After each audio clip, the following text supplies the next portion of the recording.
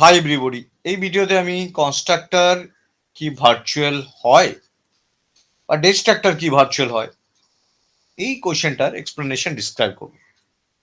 Actually কি বা constructor can not be virtual বা ডিস্ট্রাক্টর ক্যান বি ভার্চুয়াল, এটা জাস্টিফিকেশন দেব এবং তার একটা এক্সাম্পল নেব। তো constructor can not be virtual, কেন রিজন কি? when a constructor of the class is executed, যখন একটা ক্লাসের মধ্যে যে কনস্ট্রাক্টরটা এক্সিকিউটেড হয়, there is no virtual table, তখন মেমোরির মধ্যে কোনো ভার্চুয়াল টেবিল থাকে না। আমরা জানি ভার্চুয়াল টেবিল থাকার জন্যই ভার্চুয়াল কিওয়ার্ড ইউজ করলে রান টাইম পলিমরফিজম ইমপ্লিমেন্টেড হয়। বাট যখন কনস্ট্রাক্টর এক্সিকিউটেড করে তখন মেমোরির মধ্যে কোনো ভার্চুয়াল পয়েন্টার কাজ করে না। Hence constructor should always be non virtual. So এটাই হচ্ছে রিজন যে ভার্চুয়াল হয় না। এই কারণে হয় না কি, কনস্ট্রাক্টর তৈরি হওয়ার সময় কোনো পয়েন্টার পয়েন্ট করে না ভার্চুয়াল হিসাবে কনস্ট্রাক্টরটাকে। তো দ্য ভার্চুয়াল মেকানিজম কি করে? The virtual mechanism works only when we have a base class pointer to a derived class object. যখন base class pointer to derive class অবজেক্টকে পয়েন্ট করে, তখনই ভার্চুয়াল ক্লাস মেকানিজমটা কাজ করে। We have a base class pointer to derive class object. তো কি জানতে পারলাম? In C plus plus constructor can not be virtual. তার রিজন আমি কি দেখলাম? দেখলাম যখন ক্লাসটা এক্সিকিউটেড হয় তখন কোনো ভার্চুয়াল পয়েন্টার ভার্চুয়াল টেবিলটাকে মেমোরির মধ্যে ইন্ডিকেট করতে পারে না এবং ভার্চুয়াল পয়েন্টার ডিফাইন্ড হয় না। এই জন্য নন ভার্চুয়াল হিসাবেই কনস্ট্রাক্টর সবসময় রয়ে যায়। কিন্তু আমরা ভার্চুয়াল ডিস্ট্রাক্টরের ক্ষেত্রে আমরা ডিস্ট্রাক্টর হিসাবে কি জানি? ডিস্ট্রাক্টর যেটা মেমোরিকে ক্লিন আপ করে। কিন্তু ডিস্ট্রাক্টর ভার্চুয়াল পসিবল হতে পারে। তো সেটা দেখানো যাক এক্সাম্পলের মাধ্যমে কিভাবে কাজ করছে। এখানে একটা আমি প্রোগ্রাম নিয়েছি, ক্লাসটার নাম দিয়েছি box. has included our team using namespace std, then ক্লাসটার নাম বক্স। বক্সের মধ্যে কোনো প্রাইভেটে কোনো ডেটা মেম্বার রাখিনি, জাস্ট পাবলিক একটা ডেটা মেম্বার রেখেছি, সেটা হচ্ছে পাবলিক একটা ফাংশন মেম্বার রেখেছি, সেটা হচ্ছে বক্স। কারণ এই ফাংশন মেম্বারটা কনস্ট্রাক্টর, বক্সের নাম ক্লাসের নাম সেম, এর মধ্যে একটা মেসেজ দিয়েছি কনস্ট্রাক্টিং বেস। এটা কনস্ট্রাক্টর তৈরি করেছি। এবার আমি এখানে একটা ডিস্ট্রাক্টর তৈরি করছি। আমরা এই ডিস্ট্রাক্টর ক্লাসের নাম সেম হয় কিন্তু ওর আগে একটা টিল সাইন্ড হয়, তাই এটা একটা ডিস্ট্রাক্টর এবং ডিস্ট্রাক্টরটাকে একটা ভার্চুয়াল কিওয়ার্ডটা দিতে পেরেছি। বাট কনস্ট্রাক্টরের ক্ষেত্রে ভার্চুয়াল কিওয়ার্ডটা দিতে পারিনি, কারণ যখন কনস্ট্রাক্টর এক্সিকিউট করে তখন ভার্চুয়াল পয়েন্টটা তৈরি হয় না, ডিফাইন্ড হয় না। এবার ভার্চুয়াল যখন আমি দিলাম এই ডিস্ট্রাক্টর, এটা একটা ডিস্ট্রাক্টর, তার আগে একটা ভার্চুয়াল কিওয়ার্ড দিয়েছি, তো এটা একটা লেখা আছে ডিস্ট্রাক্টিং বেস। তো এবার ওই যে বক্সটা তৈরি করলাম, যে বক্স যে ক্লাসটা আছে যার মধ্যে পাবলিকে প্রাইভেটে কিছু নেই, অনলি পাবলিক আছে, পাবলিকের মধ্যে একটা কনস্ট্রাক্টর আছে বক্স এবং একটা ডিস্ট্রাক্টর আছে বক্স, এবং ডিস্ট্রাক্টরের আগে ভার্চুয়াল দেওয়া আছে। তো এই ক্লাসটার নাম বক্স।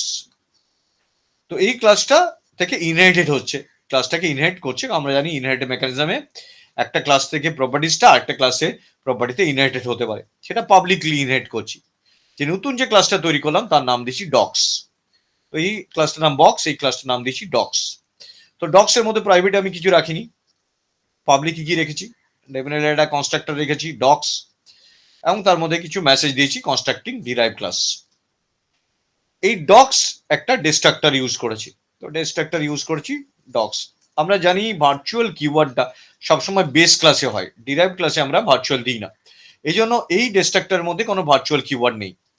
যে ভার্চুয়াল কিওয়ার্ডটা আছে সেটা হচ্ছে সবসময় বেস ক্লাসে। এটা বেস ক্লাস। বেস ক্লাস কাকে বলে? যে ক্লাস থেকে একটা ক্লাস তৈরি হয়, সেই ক্লাসটা থেকে একটা ক্লাস তৈরি হয়, যে ক্লাসে প্রপার্টিটা একটা ক্লাসে ফিরে যায়, যে ক্লাসটা ইনিশিয়ালি থাকে সেটা বেস ক্লাস, আর যে ক্লাসটা প্রপার্টি চলে আসে সেটা হচ্ছে ডিরাইভ ক্লাস। তো এখানে দেখতে পাচ্ছি ডক্সটা হচ্ছে ডিরাইভ ক্লাস আর বক্সটা হচ্ছে বেস ক্লাস। বেস ক্লাসে সবসময় ভার্চুয়াল কিওয়ার্ডটা হয়, তাই এখানে আমি ভার্চুয়াল কিওয়ার্ডটা দিইনি। এইবার আমি প্রোগ্রামটাকে এক অবজেক্ট তৈরি করে রান করাবো। মেন করেছি ডক্স, একটা পয়েন্টার তৈরি করেছি, সেটা হচ্ছে এই ডক্স বলে যে পয়েন্টার অবজেক্ট, এটা একটা পয়েন্টার অবজেক্ট। ডক্স একটা ক্লাস, তার ডক্স থেকে পয়েন্টার অবজেক্ট তৈরি করছি যেটা ডাইনামিক্যালি এই ডক্সটাকে ধরে আছে। একটা পয়েন্টার, যে পয়েন্টারটা নাম হচ্ছে, এখানে পয়েন্টারের নাম দিয়েছি আমরা ডিরাইভড। সেই ডিরাইভড নামটা দিয়েছি পয়েন্টারটা, সেই পয়েন্টারটা এই ডক্স বলে যে অবজেক্টটা তৈরি হয়েছে সেটাকে ধরে আছে। এবং যখন এই অবজেক্টটা ডক্স তৈরি হয়েছে, নিশ্চয়ই এই যে আমরা জানি ইনহেরিটেন্স প্রপার্টি থেকে আমরা জানি যে এই পাবলিকগুলো যেহেতু পাবলিকলি আমরা ইনহেরিট করেছি, তো এই পাবলিকটা এর পাবলিকে এসে যাবে। তো এর পাবলিকটা এই পাবলিক থেকে এসে যাবে, মিন এর থেকে অ্যাক্সেসেবল। এখানে আমি দেখতে পাচ্ছি পাবলিক ইউজ করেছি, তো এই পাবলিক প্রপার্টিটা আমরা এখানে পাবলিকলি অ্যাক্সেস করছি বেস ক্লাসটাকে ডিরাইভ ক্লাসে। তো এরপর আমরা যেখানে দেখতে পাচ্ছি একটা বক্স বলে একটা পয়েন্টার তৈরি করছে, সেটা নাম দিচ্ছে বিপি টিয়ার। তো বেস পয়েন্টারটাকে ধরে আছে বিপি টিয়ার। তো একটা বেস পয়েন্টার আছে, যে পয়েন্টারটার নাম আছে বিপি টিয়ার, যেটা বেস ক্লাসটাকে অ্যাড্রেসটাকে ধরে আছে ইনিশিয়ালি। তারপর সেই অ্যাড্রেসটা ডিরাইভের অ্যাড্রেসটা নিচ্ছে। তো ডিরাইভ অ্যাড্রেসটাকে ক্যাপচার করছে। তো জানি বেস পয়েন্টার সবসময় স্টার্টিংলি ডিরাইভ ক্লাসের অ্যাড্রেসটাকে অ্যাসাইন করছি আমরা। এখানে দেখতে পাচ্ছি যে ডিরাইভ ক্লাসের যে অ্যাড্রেসটা, এখানে দেখতে পাচ্ছি যে ডিরাইভ ক্লাসের যে অ্যাড্রেসটা সেটা বেস পয়েন্টারটা পয়েন্ট করছে। মানে কি ডিরাইভ ক্লাসের যে অ্যাড্রেসটা, সেটা বেসের যে অ্যাড্রেসটা, সাপোজ এটা যদি অ্যাড্রেস হয় 4090, ডিরাইভ বেস ক্লাসের পয়েন্টারটা ডিরাইভ ক্লাসের অ্যাড্রেসটাকে পয়েন্ট করে আছে, এটা 4090 কে পয়েন্ট করে আছে। তো যখনই আমরা অবজেক্ট তৈরি করি তখনই কি করি, সঙ্গে সঙ্গে কনস্ট্রাক্টরটা কল হয়। তো ডিরাইভ ক্লাসের যখনই অবজেক্টটা কল করেছি, অবজেক্টটা যখনই তৈরি করেছি, সঙ্গে সঙ্গে তার করসপন্ডিং কনস্ট্রাক্টরটা কল হবে। যেমন কনস্ট্রাক্টর যদি কল করবে, কার কনস্ট্রাক্টর আগে কল হবে? বেসটা আগে কল হবে, কারণ বেস থেকে ডিরাইভ এসছে, তো বেসেরটাই সবসময় আগে কল হয়। তো বেসের কনস্ট্রাক্টরটা আগে কল হবে, দেখাবে কনস্ট্রাক্টিং বেস। এবং সঙ্গে সঙ্গে যখনই তার নেক্সট কনস্ট্রাক্টরটা কল হবে, যখন নেক্সট অবজেক্টটা তৈরি হবে, তখন নেক্সট ডিরাইভ ক্লাসের নেক্সট কনস্ট্রাক্টরটা কল হয়ে যাবে। তো প্রথমে বেস ক্লাসে কনস্ট্রাক্টরটা কল হবে, সঙ্গে সঙ্গে ডিরাইভ ক্লাসে কনস্ট্রাক্টরটাও কল হয়ে যাবে। এরপর সেটা ডিস্ট্রাক্টর গুলোকে, যেহেতু আমরা ডিলিট অপশন দিচ্ছি, ডিলিটটা করার পর বেস পয়েন্টারটি ডিলিট করে দিচ্ছি, তারপর অটোমেটিক্যালি সমস্ত কাজ হয়ে যাওয়ার পর ডিস্ট্রাক্টর কল হবে। ডিস্ট্রাক্টর কখন কাজ করে যখন পুরো অবজেক্টের কোনো কাজ পেন্ডিং না থাকে, ওখান থেকে বেরিয়ে যাবে, সেই এক্সিট মুভমেন্টে সেই কাজটা করে। তখন কি করবে, তখন আগে ডিরাইভ ক্লাসের ডিস্ট্রাক্টরটা কল হবে, কারণ যখন কনস্ট্রাক্টর কল হয়েছে আগে বেস ক্লাস তারপর ডিরাইভ ক্লাস, কিন্তু যখন ডিস্ট্রাক্টর কল হবে স্ট্যাকের মতো রিভার্স ওয়েতে কাজ করবে, আগে ডিস্ট্রাক্টরের ডিরাইভটা কাজ করবে, তারপর ডিস্ট্রাক্টিং ডিরাইভ, তারপর ডিস্ট্রাক্টিং বেস। এটার আউটপুট আমরা কি পাবো? ডেফিনেটলি এটার আউটপুট আমরা পাবো যখন প্রোগ্রামটা রান করাবে কনস্ট্রাক্টিং বেস, যেহেতু বেস ক্লাসের কনস্ট্রাক্টর আগে কল হবে, তারপর destructing base derive, constructing derive, তারপর constructing derive, next destructing derive. স্ট্যাকের অপোজিট এন্ড থেকে প্রথমে বেস ক্লাস কল হয়েছে, প্রথমে বেস ক্লাস, তারপর ডিরাইভ ক্লাস কনস্ট্রাক্টর কল হচ্ছে, উল্টো দিকে ডিস্ট্রাক্ট হওয়ার সময় ডিরাইভ ক্লাসের ডিস্ট্রাক্টর আগে ডিস্ট্রাক্ট হবে, তারপর বেস ক্লাস। তো এইভাবে এই প্রোগ্রামটা এখানে কাজ করছে।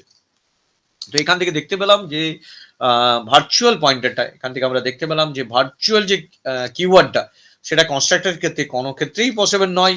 এই কারণে, কারণ কনস্ট্রাক্টর যখন তৈরি হয় তখন ভার্চুয়াল পয়েন্টার তৈরি হয় না বেস ক্লাসে, আর সেটা ডিস্ট্রাক্টরের ক্ষেত্রে পসিবল হয়। তো এই ভিডিওতে থ্রুতে আমরা বুঝতে পারলাম constructor can be virtual but destructor cannot be virtual. Thank you very much for watching this video. Share and subscribe it. Thank you.